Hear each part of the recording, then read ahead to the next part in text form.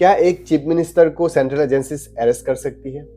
जी हाँ, of course कर सकती है। आप लोगों ने सुना होगा, एक न्यूज़ वायरल हो रहा है, जेजेएम के चीफ मिनिस्टर हेमंत सोरेन को अरेस्ट कर लिया है बाय दी ईडी यानी enforcement directorate, and he is in the ED custody. ED की कस्टडी पे है। वो कल के दिन यानी वेडनेसडे के दिन पे वो राजभवन यानी गवर्नर हाउस पे जाके, वो गवर्नर रेजिडेंस पे जाके, वो गवर्नर के सामने जाके वो रेजिग्नेशन ही tender his resignation at Raj Bhavan yesterday यानी Wednesday on 31st of January। तो अभी पूरा सेक्शन 144 लगाया हुआ उनके घर में, पूरा सिक्योरिटी टाइट कर दिया गया है। और वहाँ पे जेजेएम यानी झारखंड मुक्ति मोर्चा के जितने भी वर्कर्स है, उनके जितने भी सपोर्टर्स है चीफ मिनिस्टर हेमंत सोरेन के, वो सारे वर्कर्स तो उनके घर के सामने प्रोटेस्ट चल रहा है। तो पॉलिटिकल क्राइसिस चल रहा है झारखंड पे। तो उनको अरेस्ट क्यों किया गया था? देखिए, अरेस्ट करने के पीछे कुछ तो वजह होगा। विदाउट वजह तो अरेस्ट नहीं करते। क्या ये बीजेपी का स्ट्रेटेजी था? क्योंकि 2024 लोकसभा इलेक्शन जो है आने वाली है, पहुंचने वाली है। तो और ऑलरेडी बीजेपी ने कहा है कि वहाँ पे टोटल जो है 14 सीट्स है लोकसभा के इन झारखंड। तो out of 14 Lok Sabha seats BJP will win all the 14 Lok Sabha seats. ऐसा बीजेपी के कार्यकर्ता जितने भी वहाँ पे वर्कर्स है वो लोग ऐसा दावा करते हैं। तो क्या ये स्ट्रेटेजी था? क्या पॉलिटिकल ये स्ट्रेटेजी बना के उनको अरेस्ट कर सेंट्रल एजेंसी की हेल्प से अरेस्ट करवा दिया गया था?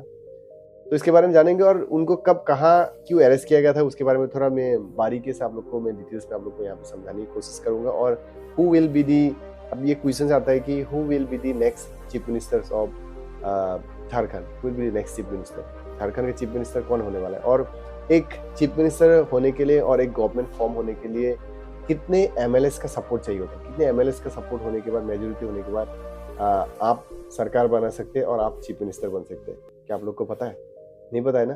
तो सारे डिटेल्स इस वीडियो में बताऊंगा। सबसे पहले देखिए, Hemant Soren who was the earlier chief minister कहना पड़ेगा, क्योंकि वो रिजाइन कर चुके हैं। तो उनके बारे में थोड़ा बताओ, वो चीफ मिनिस्टर कब बने थे, थोड़ा बताओ आप लोग को। वो 2013 15 जुलाई 2013 पे वो चीफ मिनिस्टर बने थे झारखंड के। And after that presidential rule वहाँ पे लगा था। उसके बाद after removing the presidential rule, उसके बाद वो ही sworn in as the chief minister in Jharkhand again back in the year 2019 पे वो फिर से चीफ मिनिस्टर बने थे। तो ये थोड़ा उनके बारे में, थोड़ा हेमंत सोरेन के बारे में थोड़ा बता दिया मैंने आप लोग को। अब ये बताऊंगा कि why ED has arrested chief minister of Jharkhand Hemant Soren को क्यों अरेस्ट किया गया था, what was the reason behind it. देखिए, रीजन ये है कि एक लैंड स्कैम, एक कनेक्शन टू लैंड स्कैम, एक मनी लॉन्ड्रिंग का 1250 करोड़ स्कैम में, in connections with that scam जनवरी 3 को ईडी ने रेज किया था। और रेज करने के बाद बहुत सारे more than 14 peoples were arrested by ED in connections with the land scam. Money laundering का एक केस था, लैंड स्कैम का एक मतलब केस था। उसकी वजह से उनको अरेस्ट कर लिया गया। उनको 20 जनवरी को ईडी ने समन किया था, लेकिन वो चीफ मिनिस्टर हेमंत सोरेन वहाँ पे नहीं जाते, उपस्थित नहीं होते। और वो उन्होंने क्या रेस्पॉन्स कुछ किया था क्या? उन्होंने मतलब अपने तरफ से क्या, वो तो पावरफुल आदमी होने के बावजूद वो ईडी से बच नहीं सके। देखिए, उन्होंने भी कोशिश तो किया था बचने के लिए, वो भागते फिरते रहे थे। ईडी ने जो समन किया था क्वेश्चनिंग के लिए 20 जनवरी को भी बुलाया गया था, लेकिन वो हाजिर नहीं हुए। उसके बाद वो वहाँ पे जाने के बजाय वो पिटीशन फाइल करते इन high court, Jharkhand high court पे, फिर सुप्रीम कोर्ट में पिटीशन फाइल करते, लेकिन सारे लोग डिसमिस कर देते पिटीशन, उनका पिटीशन जो एक्सेप्ट नहीं करते। तो उसके बाद finally yesterday on 31st of January उनको अरेस्ट कर लिया गया है बाय एनफोर्समेंट डायरेक्टोरेट। तो उनके जितने भी कार्यकर्ता है, जितने भी उनके वर्कर्स है, जितने भी उनके सपोर्टर्स है, वो लोग कह रहे हैं कि बीजेपी का स्ट्रेटेजी है। और बीजेपी ने, मैंने कहा था कि ऑलरेडी वो लोग 14 सीट्स जो है, they will win 14 seats out of 14 इन झारखंड, ऐसा बीजेपी का दावा है। और बीजेपी लोग कहते हैं कि जितने भी इलीगल एक्टिविटीज है, जितने भी करप्शन है, वो पूरा खत्म हो जाएगा। नरेंद्र मोदी जी के नेतृत्व की जो सरकार है, उसमें करप्शन करप्शन को जीरो टॉलरेंस जो है किया जाएगा, ऐसा बीजेपी के लोग वहाँ पे ऐसे दावा कर रहे हैं, ऐसा कह रहे हैं। तो अब ये सवाल आप लोग को बता दिया कि किस केस में उनको फंसाया गया था, किस केस में मतलब वो फंसे हुए। मनी जो लॉन्ड्रिंग कह सकते हैं in connection with land scam का 1250 करोड़ का केस में, उसमें related to that case, in connection with that case उनको अरेस्ट कर लिया गया है। और वो अभी कस्टडी पे है। तो उन्होंने भी कोशिश किया था बचने के लिए from to take the protection from ED. उन्होंने पिटीशन फाइल किया वगैरह वगैरह, उन्होंने जितना उनको उनकी तरफ से हो सका उन्होंने किया। और उन्होंने सीनियर सुपरिटेंडेंट ऑफ पुलिस को भी उन्होंने एक एफआईआर लॉन्च किया था। हेमंत जो सोरेन है, जो चीफ मिनिस्टर्स थे, उन्होंने वहाँ पे ये मेंशन किया कि हैरेसमेंट, फिजिकली मेंटली जो हैरेसमेंट, इमोशनल हैरेसमेंट जो है किया गया है उनको और उनकी फैमिली को, ऐसा एफआईआर में मेंशन स्टेटमेंट में लिखा गया भी है। ओके, तो अब ये क्या होगा देखिए।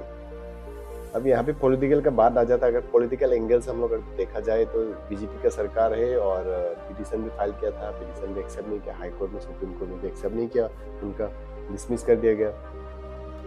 अब क्या सोचेंगे आप लोग को मैं ये छोड़ देता हूँ। क्या ये बीजेपी का स्ट्रेटेजी है या बीजेपी का सरकार लाने के लिए सब सेंट्रल एजेंसीज का हेल्प ले रही है, या क्या आप लोग को क्या लगता है? आप लोग का राय में यहाँ पे जानना चाहूंगा। ओके, और अब ये सवाल आता है कि who will be the next chief minister of Jharkhand. देखिए, मीनवाइल जब ये चल रहा था, मीनवाइल यस्टरडे 47 एमएलएस के सपोर्ट में जो कोalition जो गवर्नमेंट चल रहा है झारखंड पे, 47 एमएलएस और चंपाई सोरेन, जी हाँ, Champai Soren will be the next chief minister of Jharkhand. आप लोग को बता दूं, क्योंकि देखिए 47 जो एमएलए है वो सारे सपोर्ट कर रहे हैं उनको। और कल भी वो लोग गए थे राजभवन पे गवर्नर के पास कि हम लोग के पास सफिशिएंट मेजोरिटी है, तो हम लोग इनको चंपाई सोरेन को, we want Champai Soren to become the chief minister of the next chief minister of Jharkhand. तो उनको सपोर्ट जो है कांग्रेस की तरफ से सपोर्ट भी वहाँ पे अच्छा खासा सपोर्ट मिल रहा है। तो चंपाई सोरेन जो है will be the next chief minister of Jharkhand, क्योंकि वो रिजाइन कर चुके हैं।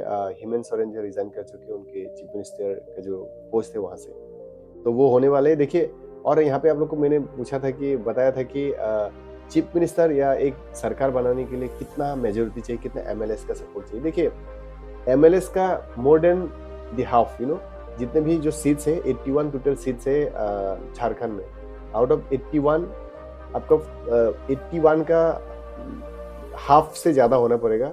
हाफ से ज्यादा अगर मेजोरिटी सपोर्ट मिलता है एमएलएस का, तो आप वहाँ पे सरकार बना सकते हैं और आप चीफ मिनिस्टर बन सकते हैं। तो उनको 47 एमएलएस सपोर्ट कर रहे हैं, तो 47 इज सफिशिएंट है, तो हाफ से ज्यादा है। देखिए, 81 टोटल सीट से 81 का हाफ कितना होता है? 40 पकड़ लीजिए, 40 है ना।